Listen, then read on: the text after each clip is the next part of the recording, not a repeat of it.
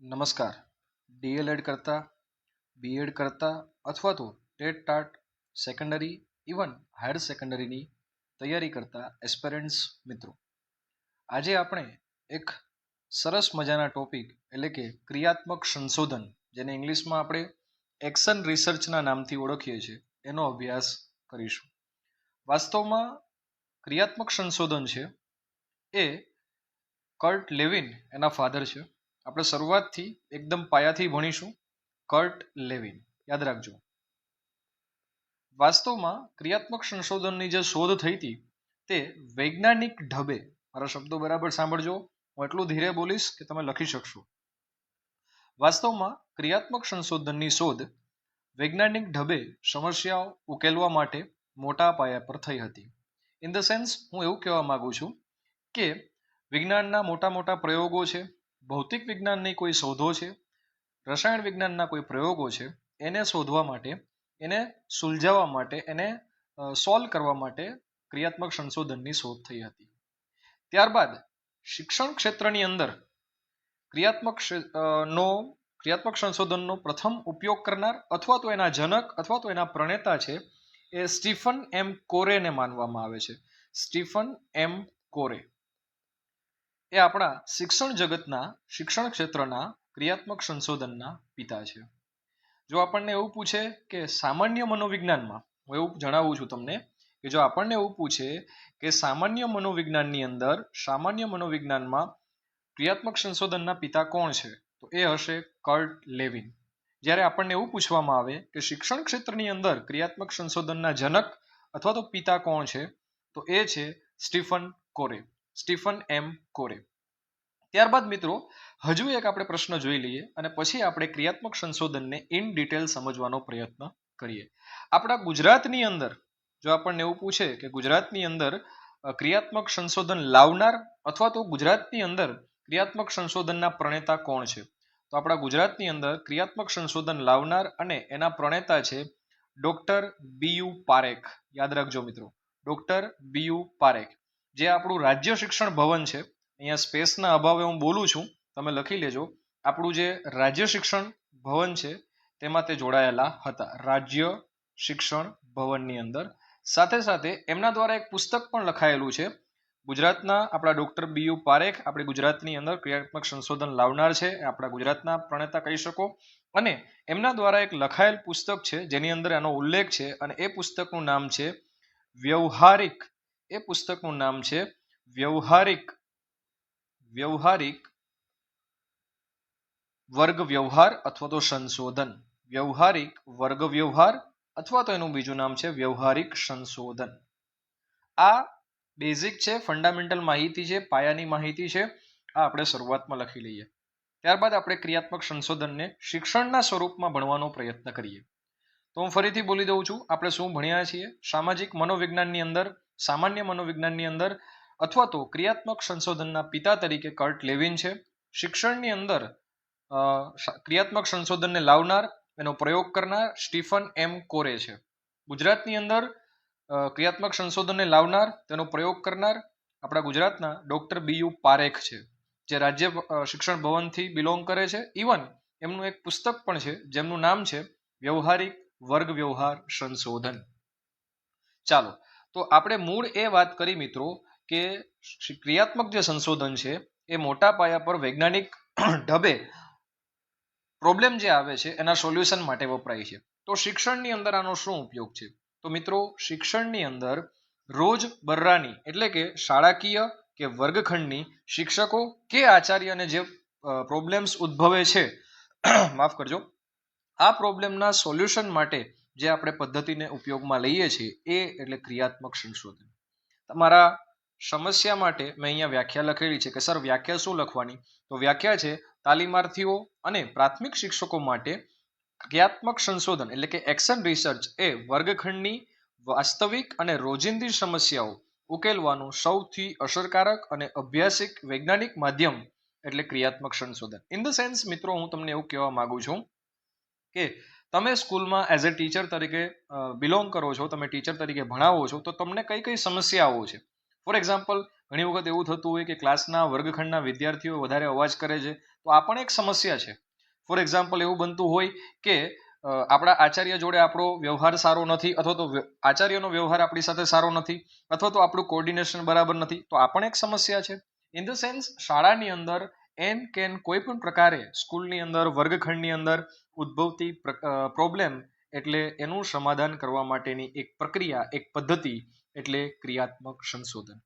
મેં તમને જણાવી દીધું એનો અર્થ.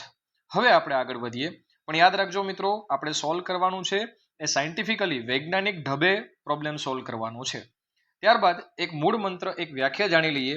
શિક્ષક પોતે જ આમાં સંશોધક હશે, શિક્ષક પોતે જ પોતાની સમસ્યા ઉકેલશે અને એ પોતાના વર્ગખંડ અને એ જે ઉકેલ છે એને ત્યાં જ સોલ્વ કરશે. ઇન ધ સેન્સ હું આપણી ભાષામાં તમને સમજાવું તો અહીંયા વૈજ્ઞાનિક કોણ? શિક્ષક. પ્રોબ્લેમ કોણ ફેસ કરશે? શિક્ષક. પ્રોબ્લેમ સોલ્વ પણ કોણ કરશે? શિક્ષક. ક્યાંની સમસ્યા સોલ્વ કરશે? તો કે વર્ગખંડ અને શાળાની. અને ગુણવંત શાહ, તમે નામ સાંભળ્યું હશે, તો ગુણવંત શાહની એક વ્યાખ્યા છે જે હું બોલી જાઉં છું, તમે લખી લેજો. ગુણવંત શાહના મત મુજબ ક્રિયાત્મક સંશોધન કે શિક્ષણ એ કેળવણી ક્ષેત્રની નાની સિંચાઈ યોજના છે. ફરી બોલું છું મિત્રો, ક્રિયાત્મક સંશોધન કેળવણી ક્ષેત્રની નાની સિંચાઈ યોજના છે. આ વ્યાખ્યા આપનાર ગુણવંત શાહ છે. ઓકે, હવે આપણે શરૂ કરીએ. મૂળભૂત સંશોધન અને ક્રિયાત્મક સંશોધન. વાસ્તવમાં આ છે શું? તો મૂળભૂત સંશોધનનો મિત્રો મતલબ એવો થાય કે નવા સિદ્ધાંતો કે નિયમો સ્થાપીએ વિશાળ નમૂના પર લાંબા ગાળે થતા હોય. ફોર એક્ઝામ્પલ હું તમને એવું કહું કે કોઈ એક વૈજ્ઞાનિક જેમ કે સર આઇઝેક ન્યૂટન, તો એના માથા ઉપર સફરજન પડે છે અને બીજા જ દિવસે એ ગુરુત્વાકર્ષણના નિયમોને સાબિત નથી કરી આપતા, અથવા તો એ ગુરુત્વાકર્ષણના નિયમો તારવી નથી આપતા, તો એ લાંબા ગાળે ઘણા બધા ફંડામેન્ટલ બેઝિસ, નિયમો, સિદ્ધાંતો, એમની પહેલા થઈ ગયેલા વૈજ્ઞાનિકોના આઈડિયાઝ બધાનો ઉપયોગ કરી અને કેટલા બધા વર્ષોના અંતે એક નિયમ તારવે છે જેને ગુરુત્વાકર્ષણનો સાર્વત્રિક નિયમ કહેવામાં આવે છે. તો આ લાંબા ગાળે ચાલતી પ્રક્રિયા છે. બહુ જ લાંબો સમય, ખૂબ જ વધારે સમય જેમાં વેડફાય અને અંતે એક મૂળભૂત સંશોધન થાય જે સમગ્ર વિશ્વને લાગુ પાડી શકાય, સમગ્ર જનતાને લાગુ પડી શકાય, એને મૂળભૂત સંશોધન કહેવાય. પણ ક્રિયાત્મક સંશોધન એ ટૂંકા ગાળા માટે છે. હું તમને એમ કહું કે મારા વર્ગખંડના કોઈ વિદ્યાર્થીઓને 15-20 કે સંપૂર્ણ 35 વિદ્યાર્થીઓને કક્કા નથી આવડતા, અથવા એને અવયવ પાડતા નથી આવડતા, અથવા એ જોડણીમાં ભૂલો કરે છે, તો હું એવું વિચારું કે છોકરું 12મું ભણે ત્યાં સુધી એને ધીરે ધીરે, તો એ વાત ખોટી છે.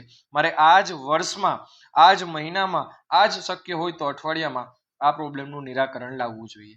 તો એ જે ટૂંકા ગાળાની અંદર વૈજ્ઞાનિક, જો અહીંયા લખ્યું છે તાત્કાલિક નિરાકરણની જે પદ્ધતિ છે શિક્ષણ સુધારવા માટેની, એને આપણે ક્રિયાત્મક સંશોધન કહીશું મિત્રો. મૂળભૂત સંશોધન લાંબા ગાળાનું હોય, જ્યારે ક્રિયાત્મક સંશોધન શાળામાં થાય છે, વર્ગખંડમાં થાય છે, એટલે તાત્કાલિક કરવું પડે. ચાલો આપણે એક એક્ઝામ્પલ લઈને ટ્રાય કરીએ. જુઓ, સૌ પ્રથમ આપણે ક્રમમાં યાદ રાખીશું. સ્ટેપ બાય સ્ટેપ ફોર્મેટ જે અહીંયા આપેલા છે એ ક્રમમાં જ યાદ રાખવાના છે. આપણે આગા આવડા નહીં કરી શકીએ, બરાબર છે. સૌ પ્રથમ આપણે એવું કરવાનું છે કે ક્રિયાત્મક સંશોધનના મૂળ કેટલા સોપાનો છે? 8 સોપાનો. કયા કયા છે? સમસ્યાની પસંદગી, ત્યારબાદ સમસ્યાનું સીમાંકન. ચાલો હું તમને એક્ઝામ્પલ આપતો જાઉં. ફોર એક્ઝામ્પલ, તમે કોઈ XYZ શાળાની અંદર જાઓ છો અને એ XYZ શાળાની અંદર અ વર્ગખંડની અંદર તમે લેક્ચર લ્યો છો, અને એ અ વર્ગખંડની અંદર તમે લેક્ચર લીધા પછી તમને એવું ખ્યાલ આવે છે કે આ વર્ગખંડના વિદ્યાર્થીઓને ઘડિયા આવડતા નથી. તો આ તમારી સમસ્યા થઈ. ઘડિયા આવડતા નથી, આ સમસ્યાની પસંદગી થઈ. તમે આવી જ રીતના બીજા ક્લાસમાં જાઓ છો, બીજા વર્ગખંડમાં, જેમ કે બ વર્ગખંડમાં જાઓ છો, અને ત્યાં તમે જુઓ છો તો ત્યાં તમે એવું નક્કી કરો કે ના ભાઈ, બ વર્ગખંડના વિદ્યાર્થીઓ છે ને એને તો ઘડિયા આવડે છે. એનો મતલબ તમે સીમા નક્કી કરી, તમે સમસ્યા નક્કી કરી કે ભાઈ પ્રથમ વર્ગખંડ છે એમાં જ ઘડિયા નથી આવડતા, બીજા વર્ગખંડમાં તો આવડે છે, બાકી બધા વર્ગખંડમાં આવે છે, ચાલો, પણ એક જ અ વર્ગખંડમાં આવડતા નથી. આ તમે સીમા નક્કી કરી લીધી. હવે શું કરવાનું છે? હવે તમારે વિચારવાનું છે પેલા કે ભાઈ આ સમસ્યા આવે છે જે તે વર્ગખંડમાં, અ વર્ગખંડમાં, તો એનું કારણ શું છે? એના કારણોની શોધ કરો.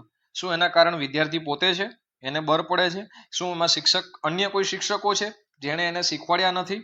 બરાબર, તમારી આગળના કોઈ વિદ્યાર્થીઓ હશે, શિક્ષકો હશે કે જેણે ભણાવ્યા જ નહીં હોય? શું વાલીઓનો કોઈ સપોર્ટ નથી? શું શાળાનું વાતાવરણ જેવું છે? આવા બધા આપણે સમસ્યાઓના કારણોની શોધ કરવાની.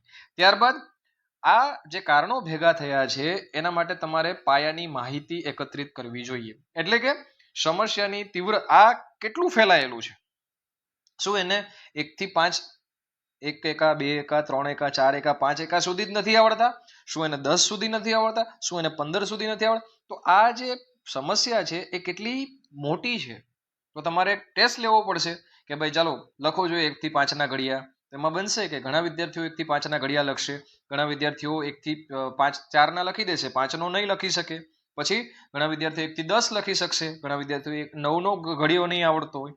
તો આને કહેવાય ચકાસણી કરવી, આને કહેવાય પાયાની માહિતી ભેગી કરવી. આનાથી તમને શું આઈડિયા આવશે? આનાથી તમને એ આઈડિયા આવશે કે ભાઈ હવે આનો ઈલાજ કેમ કરવો, અને પછી આપણે બાંધીશું ઉત્કલ્પનાઓ એટલે કે હાઇપોથિસિસ. શું કરી શકાય? જો આને મોસ્ટ આઈએમપી યાદ રાખજો, ઉત્કલ્પના જોથી શરૂ થાય અને તોથી પૂરી થાય. એનો મતલબ તમે એવા અનુમાન કરશો, જો હું 1 થી 5 ના ઘડિયા 5 વખત લખવા આપું તો પાકા થઈ જશે. જો હું 6 નો ઘડિયો જેને નથી આવડતો એને 15 વખત લખવા આપું તો પાકો થઈ જશે. જો હું કોઈ સરળ રીત શોધું તો એ ઘડિયો પાકો થઈ જશે. આ જો અને તો એને ઉત્કલ્પના કહેવાય. એ મારી પોતાની વિચારણા છે કે હું કઈ રીતે આનું સોલ્યુશન લાવીશ. ત્યારબાદ તમે ઉત્કલ્પના બાંધવામાંથી કોઈ 1 કે 2 ઉત્કલ્પના પસંદ કરશો અને એને પ્રયોગમાં લાવશો, એનો ઉપચારમાં કામ કરશો. એટલે કે ધારણાઓ મુજબ તમે જે ધાર્યું છે એના મુજબ આપણા વર્ગખંડની અંદર 15 વાર લખવા આપશો, 5 વાર લખવા આપશો, કોઈ ટૂંકી પદ્ધતિ શીખવાડશો, કોઈ મેથડ આપશો, સરવાળા, બાદબાકી, ગુણાકાર, ભાગાકાર, એવું કંઈક કરશો. અથવા તો શૈક્ષણિક જે સાધનો છે TLM એનો ઉપયોગ કરશો, કંઈક ઉપચારાત્મક શિક્ષણ આપશો. ક્યારે? જ્યારે ઉત્કલ્પના બાંધી લીધા પછી. અને જો તમે એને આ બધું શીખવાડી દેશો ત્યારબાદ તમે મૂલ્યાંકન કરશો. કેવું મૂલ્યાંકન? કે ચાલો પ્રયોગ, તમે આખો પ્રયોગ કરી લીધો, પેલા સમસ્યા પસંદ કરી, કઈ? ઘડિયા નથી આવડતા. પછી કેટલા લોકોને નથી આવડતા, એટલે કે સમસ્યાનું સીમાંકન કર્યું, ક્ષેત્ર નક્કી કર્યું. પછી આ સમસ્યા આવવાના કારણો કયા કયા છે, હું કામ નથી આવડતા ઘડિયા. ત્યારબાદ કેટલાને નથી આવડતા, કેટલું નથી આવડતું, એવી પાયાની માહિતી ભેગી કરી. ત્યારબાદ ઉત્કલ્પનાઓ બાંધી, હું આમ કરીશ તો આમ થશે, આમ કરીશ તો આમ થશે, જો તો. હવે એમાંથી કોઈ એક ઉત્કલ્પના તમને ગમી ગઈ, એને તમે પ્રયોગમાં લીધી, વિદ્યાર્થીઓ પાસે કામ કરાવડાવ્યું. હવે તમે જે કામ કરાવડાવ્યું છે એ નક્કી તો કરશો ને કે વિદ્યાર્થીઓને ઘડિયા પાકા થયા કે નથી થયા. તો એની જે પરિણામની ચકાસણી છે એને કહેવાય મૂલ્યાંકન. ઓકે મિત્રો, ચાલો. ને 8મું છે તારણો અને ભવિષ્ય માટે સૂચનો. તમે કેટલા સફળ રહ્યા? બધા જે 15 છોકરાને ઘડિયા નહોતા આવડતા બધાને આવડી ગયા કે 14 ને આવડ્યા, 13 ને આવડ્યા, 12 ને આવડ્યા, એને તારણ કાઢ્યું કહેવાય. અને ભવિષ્યમાં જ્યારે આવી કોઈ પ્રોબ્લેમ આવશે તો તમે આ પ્રોબ્લેમમાંથી શું શીખ્યા અને તમે શું ભૂલ કરી કે જે આવતી વખતે નહીં કરો. તો મિત્રો આ એક આખી પદ્ધતિ કોન્સેપ્ટ વાઇઝ વૈજ્ઞાનિક પદ્ધતિ તમે સોલ્વ કરી, એને કહેવાય ક્રિયાત્મક સંશોધન.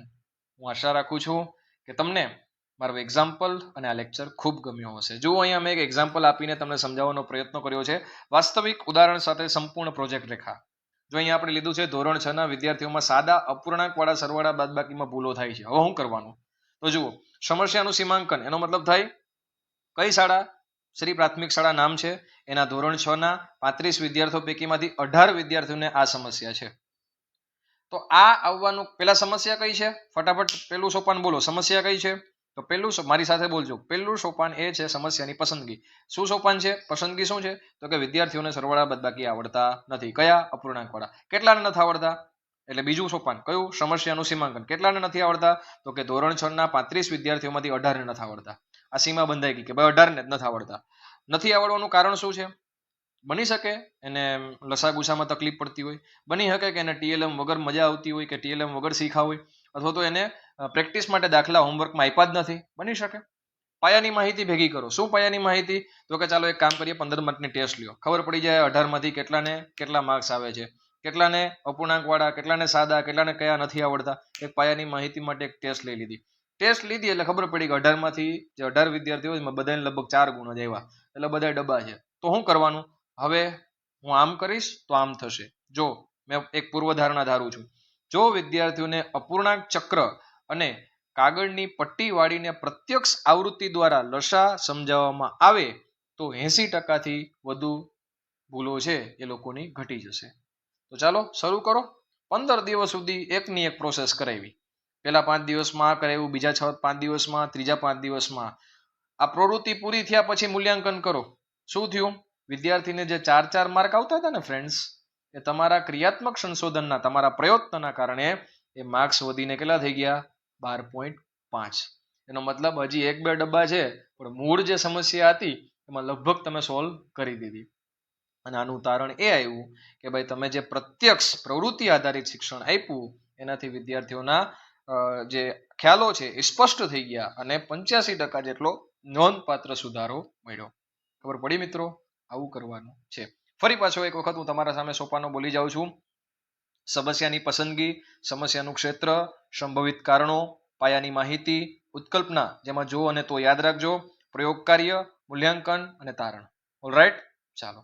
તમારે જે યાદ રાખવાની છે એ છે ઇન્ટર્નશીપ ફાઇલ. તાલીમાર્થીઓએ ઇન્ટર્નશીપ દરમિયાન શાળા પસંદ કરી ક્રિયાત્મક સંશોધન ફાઇલ તૈયાર કરવાની હોય છે, જેમાં પૂર્વ અને પશ્ચાત કસોટીના ગુણપત્ર જોડવા અનિવાર્ય છે. અને ખાસ યાદ રાખજો, એ આપણા આ જે પોઈન્ટ્સ હતા તે પૂર્વ કસોટી, પશ્ચાત કસોટી. એટલે પૂર્વ કસોટી એટલે પહેલા સમસ્યા શોધી લીધી, એ પછી ટેસ્ટ લ્યો, અને સમસ્યાનું નિદાન કરી અને પાછી ટેસ્ટ લ્યો, એટલે પોસ્ટ, અને પેલું પ્રી. TLM પછી ઉત્કલ્પના, ઉપચારાત્મક શિક્ષણ અને વગેરે વગેરે. તો મિત્રો, હું આશા રાખું છું કે તમારી તૈયારીમાં આ વિડીયો તમને ખૂબ જ ઉપયોગી નીવડ્યો હશે. તો ફટાફટ એક વિડીયોને લાઈક આપજો અને કોમેન્ટની અંદર #AJSir આપજો, જેથી અમારી આ